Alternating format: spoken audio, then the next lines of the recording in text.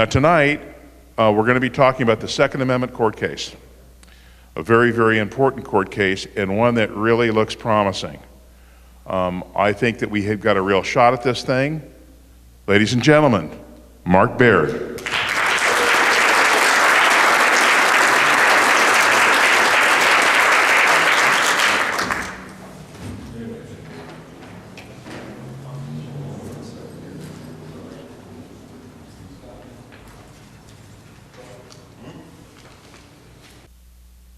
Is that on?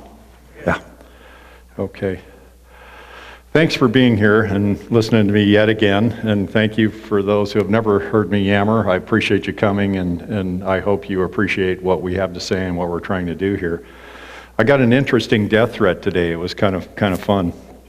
It was a guy that was complaining that I was trying to bring God into the Second Amendment. And he claimed to be a Second Amendment supporter, but he was pretty angry that I talked about God and that we mentioned God in court, and that the attorney mentioned the God-given right, the pre-governmental right to self-defense, and the judge got a little bit mad about that too. The judge said, I don't deal in God-given rights. I deal in constitutional rights. That's a federal judge. I have seen federal judges say, the Constitution is whatever I say it is. I've seen federal judges say that I interpret the Constitution, no one else. That's the fight we're in, folks, and I don't know about you, but I have had enough. I have had enough. And so I'm going to talk to you about a little different kind of speech today, and I hope you can appreciate where I'm coming from. But first of all, are there any non-Christians in the room? And it's okay, I'm not singling you out. I just want to know, because I want to ask a question of you, and a genuine question. No? Yes? Okay, none. All right. I'm sorry? Okay, so none. That makes this a lot plainer and simpler, but still. This guy was mad because I keep introducing God into the equation, the God-given right, the God-given liberties, pre-governmental, pre-societal, liberties that don't come from government, liberties that aren't bestowed upon us by government, liberties that we enjoy because we are creatures of God. And I just want to say that a famous man once said, John Philpott Curran said, "It is the common fate of the indolent to see their rights usurped by the active." And this is also a famous phrase that's been repeated often. It's been attributed to Jefferson and many politicians. But the condition upon which God hath given liberty to man is eternal vigilance. In other words, liberty is a gift to you from God, but it does have a price. And that price is eternal vigilance. And so I was talking today with a friend about this death threat, and it was, believe me, it was really more funny than anything else. And he said to me that Jefferson mentioned God, but he really didn't mean the God of the Bible. He just meant some nebulous thing called God out there, and when Jefferson wrote the Declaration of Independence, he was more saying that. And this fellow in the death threat, he said that the founders interpreted God to mean the founders. That when they were talking about God, they weren't talking about the real God, they were talking about the guys that formed the government, and that was kind of what they meant when they said God. And I thought, how can a guy that wants to hurt somebody be that big an idiot? I mean, he'd probably forget to load his gun or something, you know. Most criminals don't load their guns. Most criminals, their guns don't work anyway. So anyway, I had this discussion back and forth, and this in an email with my buddy, and I want to just share some of that with you. First of all, Thomas Jefferson knew exactly whom he was speaking of when he said God. He knew exactly who that was. Thomas Jefferson, it's claimed, was a deist. He may have been towards the end of his life, I don't know. But I know one thing, as a younger man, when he established the Virginia school system, the Virginia public school system, he only recommended 2 books. One of them was Watts Hymnal, and the other was the Holy Bible. So he could not have been too much of a deist. And when Thomas Jefferson wrote the words, "We hold these truths to be self-evident," They're self-evident truths. They are not discovered in any way, shape, or form except through your conscience and your heart. And these truths, in other words, they're not hypotheses, they're not guesses. These things are as true as granite is a rock. These are the truths upon which this republic was founded. That all men were created equally, and that they were endowed, they were given inalienable rights. Inalienable, we all know what that means. It means it can't be given, can't be taken, can't be bartered away, can't be sold, can't be usurped, can't be grabbed from you, unless you fail to exercise them or fail to exercise the proper vigilance. And I'll get to that part in a minute, because that's where we are now. And so Thomas Jefferson knew exactly who he was talking about. And so once we get past that point, and we say, well, Thomas Jefferson didn't really go on and on about God, but separation of church and state is in the Constitution, and it really isn't. There's nothing in the Constitution that talks about separation of church and state, not one word. There is one line in the Constitution that says you cannot be ordered to take a religious test in order to get a job. And you see in Congress, they're doing that to everybody. Well, you're a Catholic, you shouldn't be Attorney General. Well, you're a Christian, you shouldn't be in charge of this department because only amoral whatever should be in charge of a government agency. So that's not what Jefferson meant. Jefferson's only comment on the separation of church and state was a letter he wrote to the Danbury Baptist Society, arguing that the United States should not found or fund a denomination that's governmentally created or supported, because like the Church of England, that denomination would be used to persecute people. He didn't argue against Christianity, he didn't argue against God. He just said, and rightly so, that you cannot shackle people to a denomination. They need to be free to choose how they worship in their own heart, and that's true.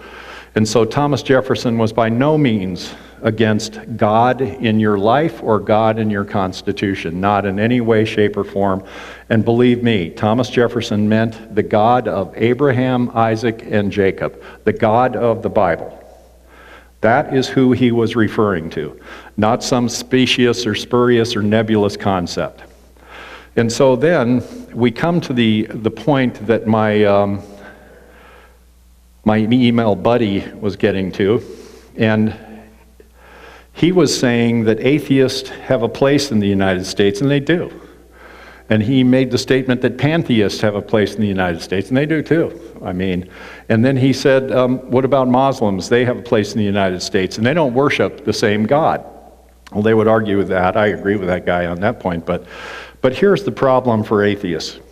In an ungoverned universe, with only chemical processes and no standard of morality whatsoever, where chance and chemical processes govern everything, there is no moral code. You have no more right to say this is good or bad than pond scum. Because if your ancestors are fish or pond scum, there is no moral standard. There's nothing that can be achieved by arguing morality. You don't have a basis in your worldview to even say what's right and what's wrong, unless you just don't like it. And that's the problem we have in this country today. Because the government of California, the government of this town, the government of the United States is desperately trying, not the president, but the rest, Congress, is desperately trying to replace God with themselves as the moral authority, and that moral authority is changeable. And Justice Antonin Scalia said the Constitution is not an empty jug to be filled by every generation that comes down the road. The Constitutional has concepts. William Howard Taft, Supreme Court Chief Justice of the Supreme Court, said that the Constitution is not a living document, and I can prove it because it's written in words, and each one of those words can be looked up in the dictionary. They have definitions. The definitions are very specific. A well-regulated militia, the right of the people, shall not be infringed. Congress shall make no law. So we're coming to the point where we have to ask ourselves, what part of the Constitution is living here? What part does the government want to be changeable and malleable and changeable with every political stripe that comes down the road? It's not the part where the president serves 4 years. It's not the part where congressmen serve for 2 years. It's not the part where we have so many electors per state, although that's coming. It's none of that. So what part remains that could be changeable with a succeeding generation of young people who want to remake, fundamentally change America? Oh, I know. It's the part where you get something. It's the Bill of Rights. That's the only part of the Constitution that they even claim lives and breathes and is outmoded and outdated. Because, you know, they didn't know about semi-automatic weapons in the Revolutionary War. Well, the heck they didn't. First of all, they did. There were several semi-automatic weapons. They couldn't afford many, but they did exist. And they also didn't dream of the internet, so should we bail on free speech? And they certainly didn't have drones, so is the Fourth Amendment now obsolete? Yeah, that's where we're going with this. And I was a peace officer, and I've seen this coming. And so it's up to us to try to stop that. But back to the point, if we say to this judge, and we have, that we were endowed by our Creator with certain inalienable rights, and among those are life, liberty, and the pursuit of happiness. Now, what's the first of those rights? The right to life. That is the most sacred of all rights, the right to life. So why is it okay for the government to take your gun but sponsor with taxpayers' money the murder of 60 million babies? There's something that just seems incongruous about that to me. Now, does a woman have a right to choose? Of course she does. No one doubts that. Why? Because you couldn't stop her. But as a citizen of this country, I don't want to pay for that. I'm not going to make moral decisions for every woman in this audience. I don't know your situation. I don't know what governs you or guides you. I don't know whether God is in your life or not in your life. But what I am saying is, as a taxpayer, that's murder, and I don't want to pay for it. If you want to pay for it, okay. But I don't. And so what the living document people want is they want you to have to be okay with all that stuff. They want you to fully accept and be okay with the fact that you go through your lives completely unarmed, completely unable to protect yourselves and your children. They want that. And let me tell you, in this state, they mean to get it. So when we say we have inalienable rights, atheists have no moral compass. They can't say that rights come from God. They would say rights come from government. Just like this fellow says, he was an atheist. There is no God. Therefore, the founders wrote a sentence that could be interpreted as government has authority over your rights. Well, they are not rights if they're given you by government, are they? Because anything given you by a man or a woman is simply a permission that can be changed at any time, and the wording can be changed at any time.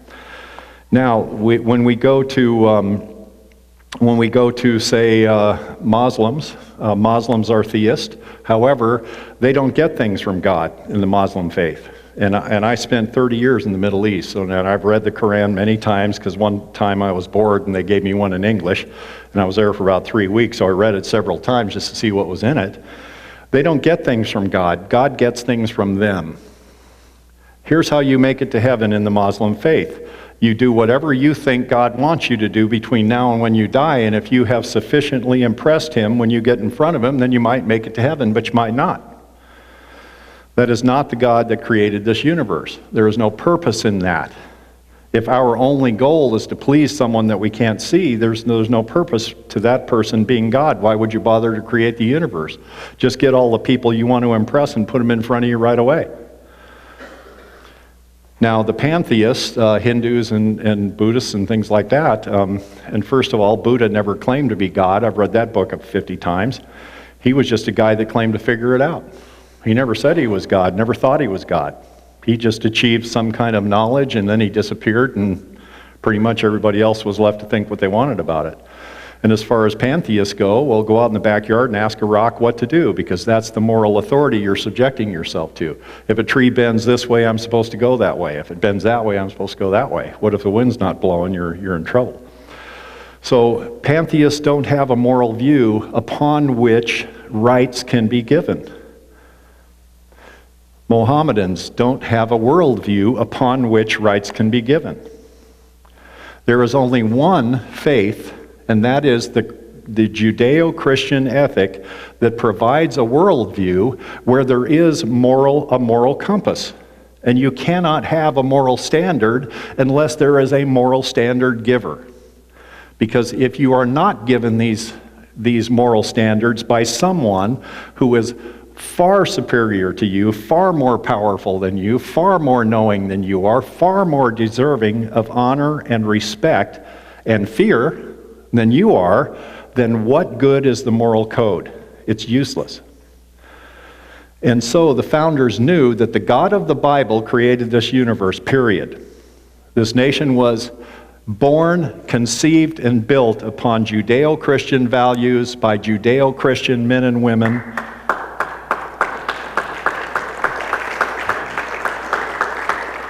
I can prove that in 1,000 letters, 10,000 speeches, 100,000 documents. I can prove it on this computer, or documents I have with me, or documents I'd be happy to mail to you. That is the truth.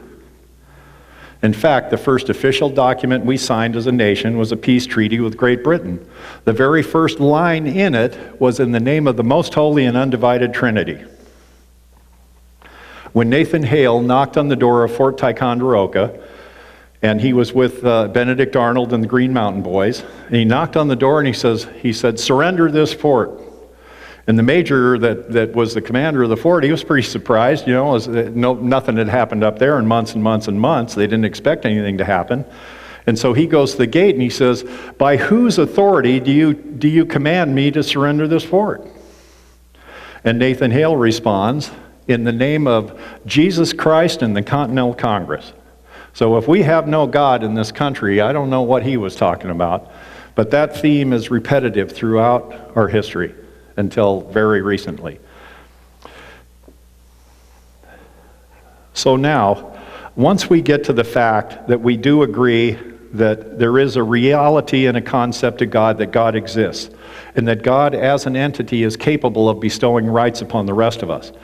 He gives them freely as a gift, and he gives them in what William Blackstone says, because God is the ultimate expression of freedom. Nobody tells God what to do. He can do anything he wants. You couldn't stop him if you wanted to. So you, as his creation, are born with some of those qualities. And those are freedoms. Those are liberties. Those are the gifts that God gave you. Those are the gifts mentioned in the Declaration of Independence. Just among these, life, liberty, and the pursuit of happiness. They're not all of them. It's just a few of them. But the most important one is life. So I want to ask you, what good is your life if I could take it any time I wanted to without so much as a by your leave, and you couldn't stop me? What good is your life if the cops can shoot you in your bedroom without so much as a by your leave and without being held responsible for it? What good is your property if someone can kick your door in and take it anytime they want and you gain nothing from it except maybe you get hurt pretty badly? What good are those things? What good is life, liberty, and property if you, as Samuel Adams says, don't have the ability to defend those things? That's the most ridiculous concept I've ever heard. Where we have life, liberty, and property, but if somebody wants it, just give it to them and get out of the way. Well, give them what they want, dear. Give them your wallet. There are times when maybe that's appropriate. If you're outnumbered, outgunned, outfought, if you're like me, you're a little too old to hold your own in a fist fight anymore, like maybe you could once, maybe not, I don't remember. But, maybe those things have validity then. But they certainly don't have to if you are appropriately armed and trained, which is your God-given right to be. And so in California, we have a situation where under Penal Code 25850, the government has declared that it is unlawful, it is a felony to carry a loaded weapon exposed in the state of California, anywhere. Penal Code 26400 and 26350 says it is a felony to carry an unloaded weapon, either a rifle or a pistol, anywhere in the state of California. The Ninth Circuit Court of Appeals recently said in Peruta v. San Diego that concealed carry is not your right. It is not. Now, the sheriff told me on the radio the other day, well, it's tactically superior. What does that mean? It's not tactically superior if I'm not doing it. It's not tactically superior if I don't have a right to do it. It's only tactically superior to those people in those jurisdictions who by spending all the money and jumping through all the hoops, and they live in a place where some sheriff will give them out, not in a place where the sheriff doesn't give them out, and you happen to get one. Maybe it's tactically superior because you have a gun, because you'd be arrested for exercising Second Amendment rights, Second Amendment guarantees. So it's tactically superior for one reason and one reason only. In California, it's the only way not to go to jail for having a gun. That makes it pretty tactically superior, I guess, but otherwise not so much. So the Ninth Circuit Court of Appeals in an en banc decision in Peruta v. San Diego held that concealed carry is not your right. It is a permission. States can grant it. States can take it away. States can do whatever they want. California just passed a law this year. Newsom just signed it, nuisance, and he said that counties can charge whatever they want for that concealed carry permit. So before, maybe it was $100, it might be $1,000, it might be $2,000. Are there people here that need to buy tires instead of that? Yeah, I'm one of them. Are there people here that think that's excessive? Yeah, I'm one of them. Are there people here who would not get that permit because it's too much money? Yeah, I'm one of them. And Murdoch v. Pennsylvania says states may not turn enumerated rights into permissions, nor may a fee be charged for the exercise of an enumerated right. Well, this is already starting not to make sense to me. So concealed carry is not your right. And when we went into court, I'll tell you a little story. When we went into court, the attorney told the judge, because the state's attorney was talking about public carry. And he was talking about, concealed carry, tactically superior, and public carry, and all this other stuff. And our attorney kind of lost her temper a little bit. She said, Your Honor, I would appreciate it if you'd stop talking about concealed carry. It's not a right. It's not in our lawsuit.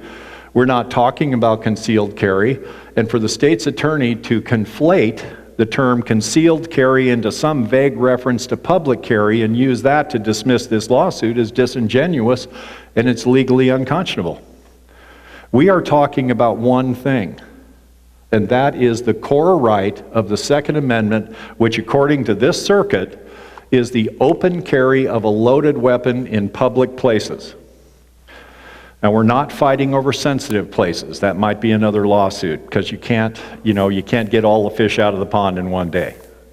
So we're talking about, generally speaking, the open carry of a loaded weapon in public in every jurisdiction in the state of California. And that is the only right open to you. Now, under California law, it is unlawful to carry a loaded weapon in public, period, or an unloaded weapon. Now, the state says there are 3 specific exemptions. They say the immediate defense. If you are in immediate need of a handgun to defend your life because your life is in serious jeopardy, immediate serious jeopardy, you may produce a handgun and use it. Well, there's one important question that comes to mind. Your Honor, where did the magic gun come from? And in addition to that, upon further research, we discovered that the immediate defense exception is not a right. It's merely an affirmative defense when you're on trial for shooting the guy.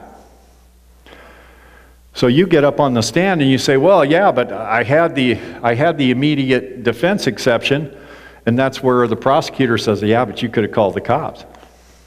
Because the immediate defense exception says you may produce the handgun and use it while you are calling the police. Or, here's another good one, you'll love this one, or if you're effecting a lawful arrest. Have you guys ever arrested anybody in your life? I mean, I have, but I had a badge. But as an ordinary citizen, I've threatened fish cops and said, look, I'll place you under citizen's arrest, but I've never actually had to do it. I mean, so if you in your life are ever trying to make a lawful arrest, you're allowed to produce the handgun. But once again, when you're on trial for false imprisonment, if the arrest turns out not to be lawful, or kidnapping, even worse, if the arrest turns out not to be lawful, you can say immediate defense. And the prosecutor said you didn't call the cops. And you go to jail. And that happened to Overturf in San Diego County. He produced a gun, he was being assaulted, he killed the guy. And he went to jail for manslaughter because the immediate defense exception didn't fly. So that is not a right. Now, California says, well, you have the right to have a handgun in your campsite. Well, you have a right to have the gun, but you don't have a right to carry it. There is no exception under any California law to open carry. You can have them here, you might be able to have them there, but you can't carry them.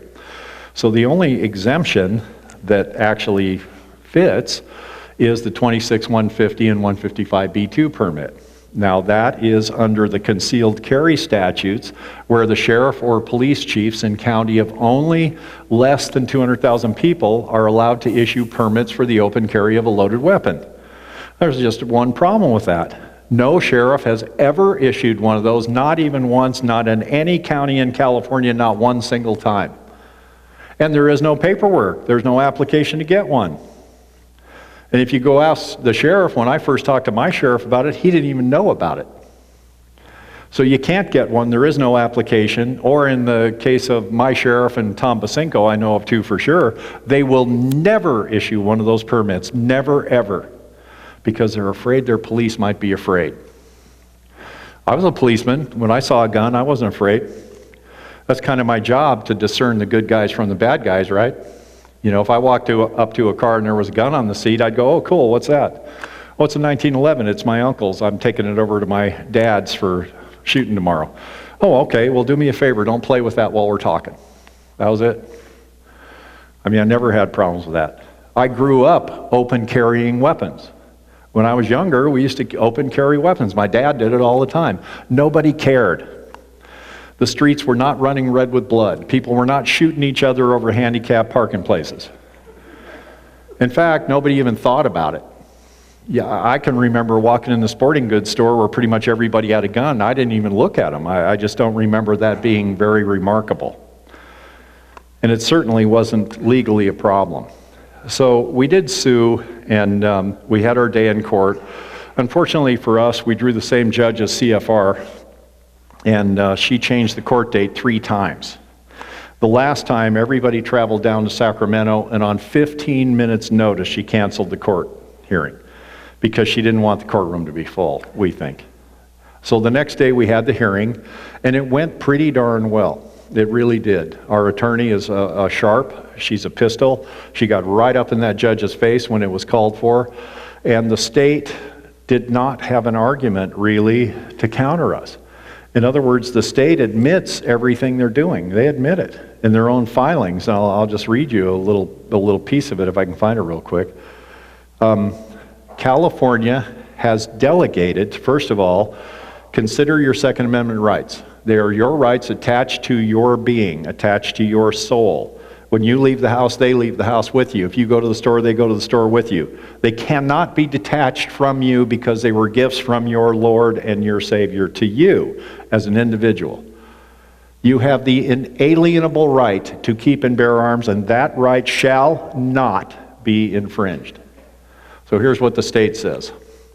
California has delegated to county sheriffs and city police chiefs the authority to decide who may carry, and the other part of that is who may not. In fact, one of our plaintiffs just had his CCW revoked for not stopping at a stop sign good enough or something.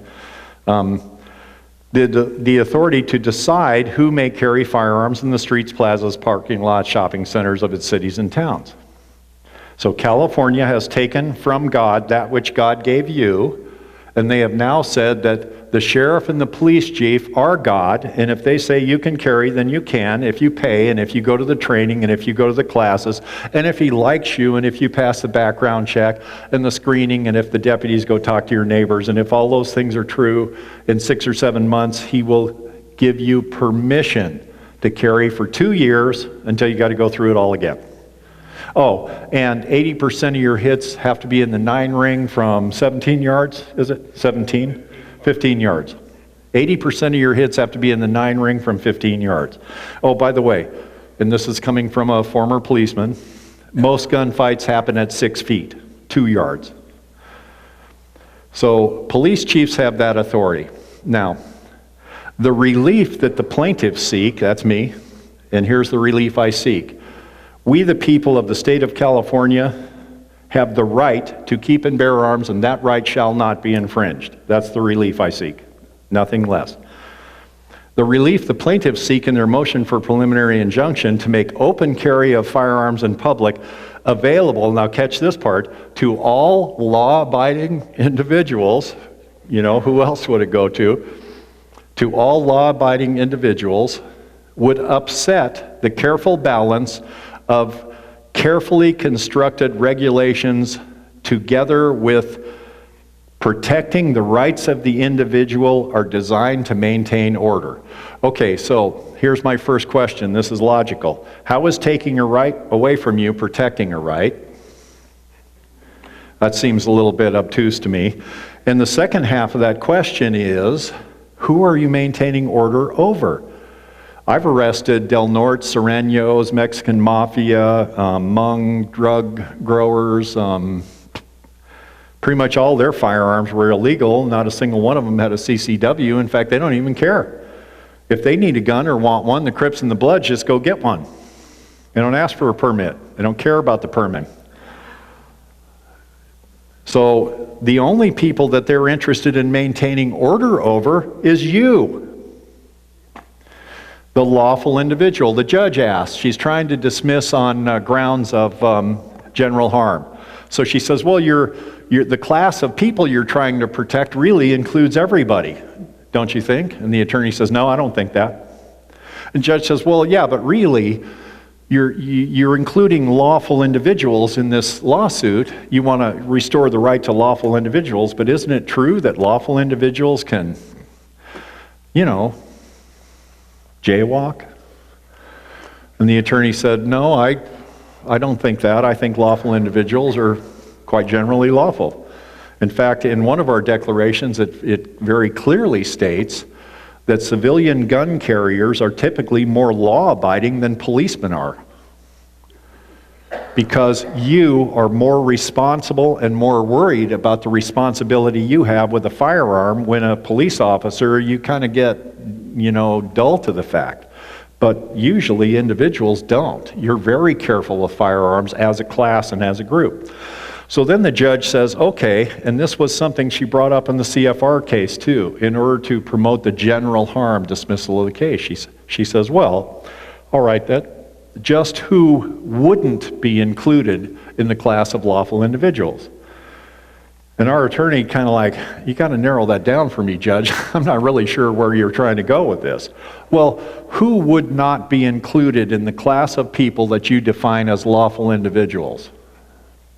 That was a real question. I couldn't believe it when I heard it. And so Ms. Bellantoni says, well, why don't we start with the federal guidelines? Violent felons, people who have been adjudicated mentally defective, violators of abusive domestic restraining orders, people who have been incarcerated against their will for mental defects, 5150s, and then I'll just change to my words because she went on. Your Honor, criminals. They're not part of the group of people called lawful individuals. So that kind of put that to bed. There was a lot that went on there. The judge was spoon-feeding the state's attorney. We kind of expected that. And look, this judge has dyed in the wool blue. She is. That's just the fact that we have to deal with. But here was the end of the case for the other day, and I fully expected to have a court order to come and be able to talk to you about today, but she didn't issue. It's been 2 weeks, and I'll tell you why I think she hasn't issued an order yet. We are seeking relief. We want nothing less than having Penal Code 25850, 26400, 26350, and the 2150B2 that regards to open carry. We want them stricken. They're unconstitutional. We want constitutional carry in the state of California for every one of you in every single county, including San Francisco.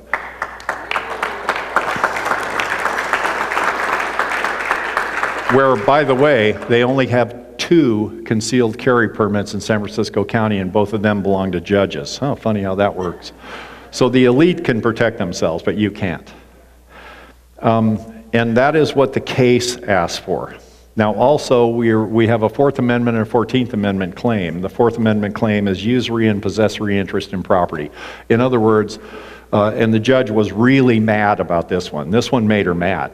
And Amy was talking about, well, Your Honor, we have the God-given right to carry our property in any manner we see fit. And the judge said, I don't deal in God-given rights, I deal in constitutional rights. And Amy said, well, this right is pre-constitutional. I don't care, I don't want to hear any of that. I deal in constitutional rights.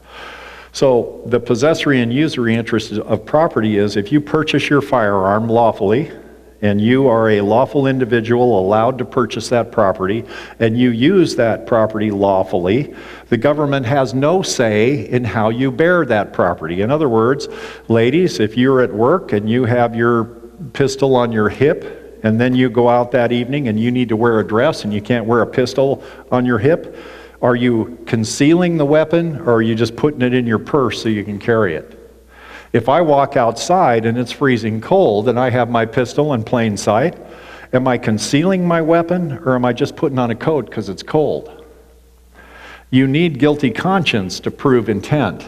Concealing something in legal history has always had a mens rea, a guilty conscience. In other words, an implicit intent to commit a crime through concealing that property. When I searched a suspect, if he had dope shoved down his pants, he was concealing the dope. He wasn't putting it down his pants because his pockets were full. Well, that's what I'm talking about with a gun. If I carry the gun in my pocket because I don't have a holster, is that concealing it, or is that just me carrying a lawfully purchased piece of property? And so that's the Fourth Amendment claim. The 14th Amendment claim is that the due process we find in the Fifth Amendment to the United States Constitution applies to the states. And it is incorporated through the 14th Amendment. So if we say that Article 3, Section 1 of the California Constitution says California is an inseparable part of the United States and the Constitution is the highest law in the land, would not you expect the 14th Amendment to apply here? I certainly would. And I'm not a big fan of the 14th Amendment. I think it was one of the best and worst things that ever happened in the Constitution, both in the same breath. And that's a long discussion I won't get into now. But the point is, you have the right to property that cannot be taken from you without due process in the Fourth Amendment, which specifically applies to the states. Is it due process to say you may not wear a raincoat when it's raining? No. Is it due process to declare that ladies who have no other way to carry their firearm have to go defenseless because the only way they have to carry it is inside of a package, a purse, a wallet, whatever, or a fanny pack? No, it isn't. It's unconstitutional, blatantly. And we will not allow that to stand. We will not. And so that's our 14th Amendment claim. Those claims will all survive. By the way, the judge tried to get rid of them. She couldn't do it. Now, here we also, the second component of the case is a preliminary injunction. That is to say, when I have suffered irreparable harm as a plaintiff, I am likely to succeed on the merits of the case in the long run. The balance of injury falls to me, and there's one other hurdle, and I forget what it is. Then the court can issue a preliminary injunction granting those rights be available for exercise until the case itself winds through 10 years in court, which it's going to take, unless something good happens to one of the other cases. So that's what we ask for. We want our right to be restored now. And you take 20 years to play in court, but we want our rights while that goes on. And so the judge says to the attorney, this is the foolishness that goes on in court, and I've seen it 1,000 times. Unfortunately, it's the rule, not the exception. Well, Miss Bellantoni, your plaintiff looks all right to me. He doesn't look like he's hurting in any way. So how has he been harmed by the loss of Second Amendment guarantees? And she just said, well, Your Honor, the Supreme Court has held again and again and again that the deprivation of an enumerated right found in the Bill of Rights is irreparable harm, period. That constitutes irreparable harm. She says, well, how can you prove that burden has been placed on the plaintiff? And this is where little Amy, she's like this tall, she really lost her temper. She said, it is not my burden to show that my client being deprived of an enumerated right has been harmed. It is his burden to prove that he has not. Don't ask me whether my client's been burdened. Deprivation of an enumerated right is the burden. It is the purview of the state to prove that that right has not been deprived to him, and they can't because they admit it in our own filing. They can't show that. So we are likely to succeed. There is irreparable harm. The balance of interest does fall with the plaintiffs, not the state. In other words, they cannot prove that they have lost anything in our exercise of rights. They cannot show specific harm because lawful individuals, by their very moniker, are lawful. You are not capable of harming someone because you have liberty. And if you harm someone with your firearm, then that changes your classification. Because homicide is the taking of a human life, period. If I shot a bank robber tomorrow and he did it, I would still be on trial for homicide. Now, some homicides are justifiable, and that's what we're talking about with self-defense. In other words, as a lawful gun toter, you have the same burden that I had when I was a peace officer. You have a narrow path that self-defense is okay. And that's morally. God demands that as well, right? We can't, just because we're gun toters doesn't mean we can go around shooting people. You got to have a good reason for it, and it better be good, or you're going to jail. But that would change your name to criminal, wouldn't it? And you'd no longer be law-abiding. So law-abiding people are incapable of doing harm to the state through exercise of rights. We're incapable because we're law-abiding. So here's how this is going to go. The judge cannot dismiss the case. There's no grounds. And she tried, believe me. It was pretty comical, really, wasn't it? Yeah. But now the PI. It's anybody's guess. She did ask one really odd question, and that was, counselors? I can't even say this without laughing. I'm sorry, and I'm trying to be serious right now. If I allow this preliminary injunction, will either of you appeal it? I almost choked on my own spit. Oh, well, no, Your Honor. If you grant Second Amendment rights to 40 million people in California, the state would never appeal that, would they? And if you fail to grant that right, oh gosh, do you think we'd appeal it? I mean, of course we will. If she grants that PI, it'll be appealed. If she doesn't grant it, it'll be appealed. That was just dumb. But she did ask that question. And so it crossed her mind to grant that appeal.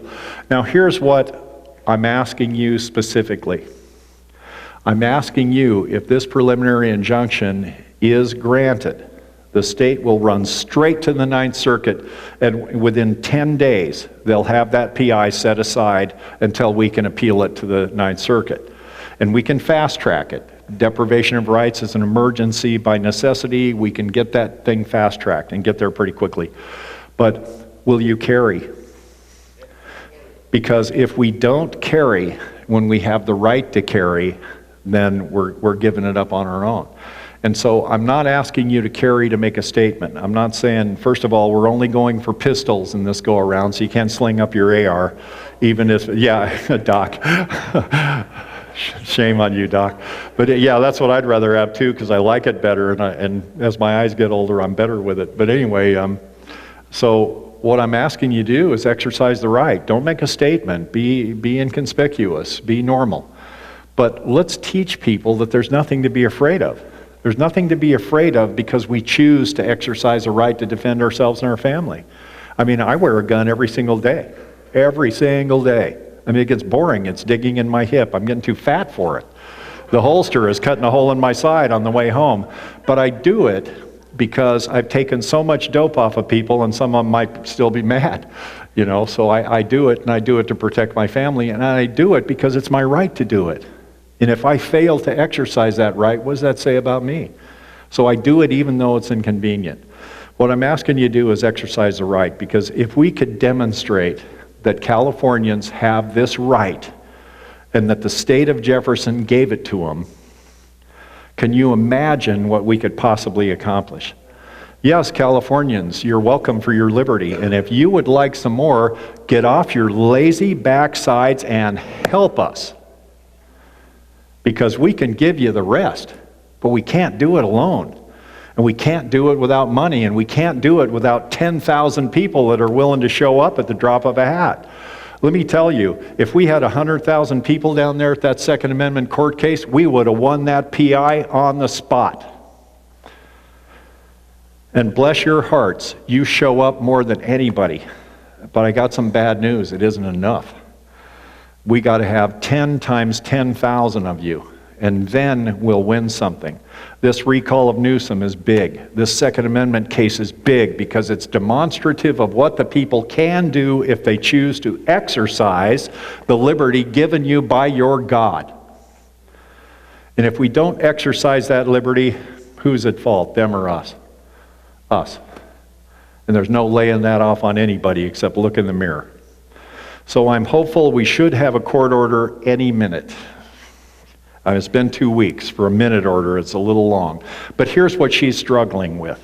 First of all, a dyed-in-the-wool blue judge. How can she go back to the wine bar in Sacramento and explain to her pals how she gave Second Amendment liberty back to everybody in California? You know. But then on the other hand, how can she not? Because the state admits everything we're alleging. In fact, they're freely admit, yeah, that's all true. We just don't think it's wrong. And what we're saying is, yeah, that's all true, but we think it's wrong. So she's got to figure out which way to go on that. But I think we got a good shot at this. We're okay on money right now, not for much longer. I think we got 6 or 7 grand left in the account, something like that? Yeah. So we're all right for now, but we will need to raise more money when we get to the Ninth Circuit, that's for sure. So let's shoot over to the CFR case real quick. CFR alleges that the state of California willfully and knowingly limited the size of the legislature in order to prevent groups of people from gaining access to political power. That's the truth. They admit it. We've had guys in the archives at Monterey. We've proven it 50 ways from nowhere. Article 19 in the California Constitution in 1879 was it's a felony to hire a Chinese person. There were 6 black delegates at the Constitutional Convention in 1879, and when they left, they'd lost their own vote. I mean, so California very clearly limited the size of the legislature so that they would not have to share power with groups that they didn't like. Now, here's the problem with that kind of discrimination. In 1879, it was clearly the Chinese. The theme of the convention was the Chinese must go. You know, they did not want Chinese populations to ever grow to the point that they could get their own legislator. And that's why they did it. And it's very plain. They kind of admit it. So now here's the problem. 150 years go by, and now they're discriminating against you. Because the people in Sacramento don't care what you want. They don't care what you think. They don't have to care what you think, and you can't make them care. Why? Because with 1 million people in a state senatorial district, they don't care what you think or what you want. They only care how big your checkbook is. I want to do a FOIA before much longer and find out how often state senators meet with constituents as opposed to lobbyists. Because we had one state senator tell one of our people that he never has face-to-face meetings with constituents. He doesn't have time for that. And if everyone in his district called him once a year on the phone, he could spend 2.7 seconds with each guy. And that's working 271 days a year, vacations, off for Christmas, figuring an 8-9 hour day. 2.7 seconds on the phone with each constituent if they were to just call him once a year.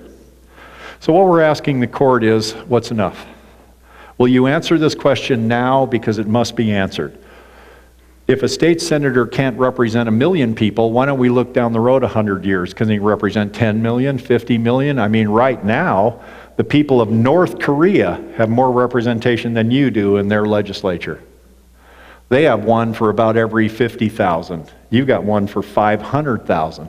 In fact, you have better representation in Congress than you do in your own state, because a congressman only represents 764,000 people. Your state senator represents 1 million. Your assembly person represents 500,000 people. Here's what we want, and we will settle for nothing less, and this is why. We want a legislature that is what the founders of California envisioned for this state. We, the people of the state of California, grateful to Almighty God for our freedom to secure and perpetuate its blessings, we established this Constitution. The founders of this state founded it to protect your freedom. And when they did that, they instituted a form of government that had 2,500 people for each assemblyman and 1 state senator for each 6,000, not to be less than 1 for county. And there was only one county that didn't have one, Santa Barbara County, because it had so few people in it. The guy that rode through from wherever stopped and asked all 4 people what they wanted. But that didn't hold up for long. And so we had that system before, and we had it all the way up until 1964, quite frankly, because in 1928 they passed Prop 26, where each county had its own state senator. The very smallest counties like Alpine had to share, but everybody pretty much had their own state senator. And California worked. We had less than $5 billion in long-term debt. We were building stuff, freeways, everybody was happy, you had your liberty, we had money. And then in 1964, the court itself, the federal court gave itself the power to intervene in state elections. That was the end of state sovereignty. And then we march on, and the court said all state elections will be conducted under a apportionment scheme supervised by this court. So we went from a collection of 50 sovereign states that had formed a federal government to protect our liberty to a federal government that tells every single state how they may or may not elect state officials. And that was the end of your liberty too, because why do we have a state? To protect our liberty from the next biggest fish, which was the federal government. Well, now the fish owns the state. And the state employee unions own the state, and the money owns the state, because the districts are so big that you don't have any real say. So here's what we want. We want to create a state, we want to create a situation in court where we have one assemblyman for every 2,500 to 5,000 and a state senator for every 5,000 to 10,000 people. That would mean that California would have 13,000 assemblymen and about 7,000 senators. The state house would have to get a bigger phone system. They'd need a bigger dome to cover all those egos.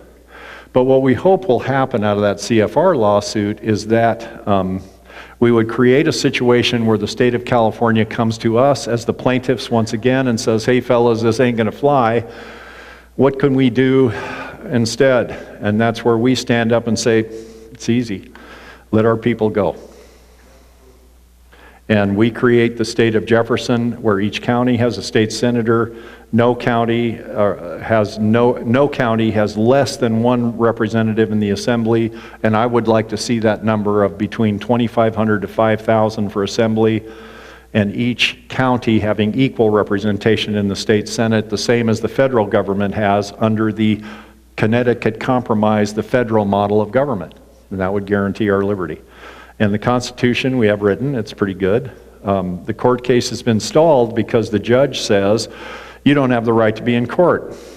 You know, you people who are trying to maintain, and by the way, Citizens United v. House of Representatives says, you have a material interest to maintain the value of your vote. You, the individual, have a material interest in maintaining the value of your vote. Judge Mueller says, this is a general harm, and since all the people in California are equally screwed by lack of representation, you have no right to be in court at all. Yeah, that's called the general harm principle. That's how courts take your liberty every day. Judge Mueller says that this isn't justicable. In other words, okay, you're right, and she admits it. She admits everything we're saying is true. So does the state. They just don't think it's wrong, but they're admitting it. And she says, well, even if you're right, which you are, what do you expect the court to do about it? It's such a complex problem that we couldn't do anything about it. It's a legislative problem. Okay, so we'll go back to the chicken house and ask the fox how we get more representation for the chickens. I mean, the judge is being a fool here. And to prove that it's justicable, in other words, that courts can fix this, courts made this mess to start with. In Baker versus Carr and Gray versus Sanders and Reynolds versus Sims, the court created the mess we're in right now. So if you can stick your nose in something that it doesn't belong in, why can't you stick it in again and undo what you did to start with? And anyway, even if you can't justify that answer, how about what George Washington said? One for 30,000 is democracy, one for 40,000 is tyranny. And if that isn't good enough, why don't we just go to the national average of representation among all states and ask ourselves, California is number 50. We have 350% less representation than state number 49, not to mention the other 48.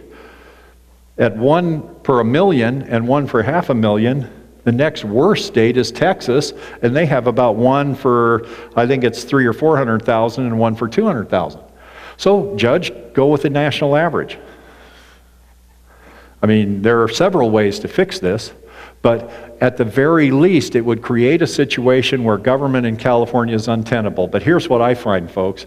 I find this statement indefensible. This statement is so horrifying to me that it is indefensible. When the government that you formed to protect your liberty turns to you and says, there are so many people here now, it is not convenient for us to represent you adequately anymore, and we're not going to, and you can't make us. What does that make you? A citizen or a slave? That's where we are right now. So we're on appeal because the judge keeps dismissing over general harm and lack of justicability. And there are some other principles, Shapiro v. McManus, and most of you have heard all that stuff before. And if anybody hasn't, I'll be happy to explain it to you afterwards. We're on appeal, and we had a very fortunate stroke of luck. We encountered an attorney who used to be the Chief Justice of the Ninth Circuit Court, Alex Kaczynski. And he got railroaded out of court over some sexual misconduct allegations, and I don't know whether he did it or not. To be honest with you, I don't care. It's not my business. It's his wife's business and his business. But he's in our corner as an attorney, and he wrote our appeal. And Judge Kaczynski was not a fan of this case. His first take on this case was, well, it's not that you're not getting justice, you just don't agree with what the judge said. But now that he's had time to read the history and read the things that we've discovered through torturous study, I'm talking about, I mean, I can't even tell you how many books I've had to read and all the people around us that are in on this deal, and how many documents I've ferreted through and how bad they stink when they get moldy. But anyway, once he read all the stuff that we gave him, he finally said, hey, wait a minute, this is wrong. And we're going, really? Thanks, Judge. But he wrote our appeal. And here's the good part for us. If Judge Kaczynski can't get an appeal past the Ninth Circuit, there isn't an attorney on earth that can do it, because he ran that circuit for 20 years. The Ninth Circuit was overturned about 87% of the time that their cases made it to the United States Supreme Court. And the reason they were overturned is because of the dissent that Judge Kaczynski would write in that case. He's known to the Supreme Court. He's known for being a superlative wordsmith. He is known for his opinion writing prowess, and he wrote this for us. Here's our only problem. Kaczynski ain't a cheap date. Our attorneys have been working pretty cheap, but he is not. And we can win this if we can pay. That's what, unfortunately, I wish we could get the brooms and pitchforks and just go make them do the right thing, but that's not how it works now. So if we can pay, we can win. And that's where you come in again, as always, and where we all come in too, because we've all given everything over this. My business is in trouble. I lost my job as a sheriff because of my politics. Yeah, really. I mean, I sat down with my sheriff and he's, well, and I'm going, hey, liberty's liberty, man. I don't know what to tell you. I can't work in a place where a guy who says he's a constitutional sheriff isn't constitutional. I just can't do it. And I liked that work. I loved catching big dopers. I did. I liked keeping it out of the junior high and the elementary school for you. And I felt good about doing it. But I gave that up in a heartbeat because my liberty and my responsibility to the God that created me is far more important to me than any job, any amount of money, any circumstance you can name. I will crawl through 100 miles of broken glass and barbed wire if that would help get this case done. That's how I feel about this. And I'd like to...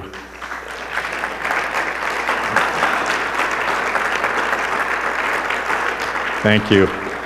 I'd like to just close with a short story about what freedom costs. On the 6th of May 1954, there were 6 C-119s that took off from the airbase at Cat Bai near Haiphong Harbor. They were owned by the CIA airline called CAT, Civil Air Transport. Ship number 2 was piloted by a fella who became known as Earthquake Magoon. You may have even heard that name before.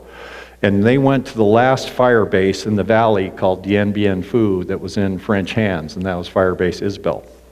So the first ship goes in and they made their drop of food and ammunition, and then Wally Buford, Earthquake's first officer, and Earthquake, they made their second run. They made the second run in, and they were accompanied by 5 French paratroopers, a French officer and a Malaysian paratrooper. And I was a military contract pilot for 30 years. I've flown to 6 wars for the United States government. So this kind of speaks to me, because these guys weren't in the military. So by the time Earthquake arrived over Isabel, the communist gunners had found their range. And he took a hit, a 51 cal hit in the left engine, and a 20 millimeter hit that blew the left horizontal stabilizer off the airplane. So they got the airplane out of Dodge, so to speak, what we would call in Baghdad out of Dodge. And they got about 40 minutes away from Isabel and Dien Bien Phu. And as they were going to the auxiliary airfield where they could land and hope to be rescued, they were struggling for control. I don't know how many of you know what a C-119 is, but we used to call them a flying coffin. And that's when all the engines were running. So Wally and Earthquake were having a hard time keeping the airplane up. About 100 yards short of the runway, the right wingtip struck a tree. The airplane cartwheeled into the ground and caught fire, and they were all killed. And Earthquake, by the way, was a former Flying Tigers pilot. So he'd kind of already given it the office. And he also flew in the Korean War too, but it wasn't enough for him. He kept going. He was just kind of dumb, I guess, like me. But the very next day, Dien Bien Phu surrendered. The communists took over Isabel and the entire breadth of Indochina. The rest is history. We got involved again, and we stayed there at the loss of 58,000 men. And by the way, so we can keep this in perspective, that 58,000 men was about the same number of men that were killed in 2 days at the Battle of Antietam. Yeah, trying to defend the freedom of people in the South who could not defend themselves. So I just want to close by saying that the gift of freedom isn't free. It's paid for with the blood of the patriots and the grief of their families. Thank you.